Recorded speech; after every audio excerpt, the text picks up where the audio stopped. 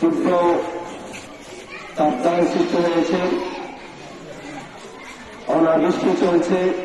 তীব্র তাপদাহ ও ভ্যাপসা গরম থেকে পরিত্রাণের জন্য আল্লাহর কাছে পানা চেয়ে সাতকানিয়ার দেবচরতী দারুল ইসলাম দাখিল মাদ্রাসা মাঠে ইস্তিসকার নামাজ আদায় করেছেন এলাকাবাসী।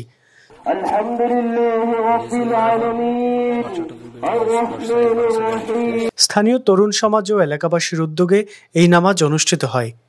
এইচ.এম. আবদুল্লাহর পরিচালনায় বুধবার সকাল 10টায় অনুষ্ঠিত ইস্তিসকার নামাজে ইমামতি করেন দেবচরতী কেন্দ্রীয় শাহী জামে মসজিদের খতিব মাওলানা ইসমাইল শহীদ।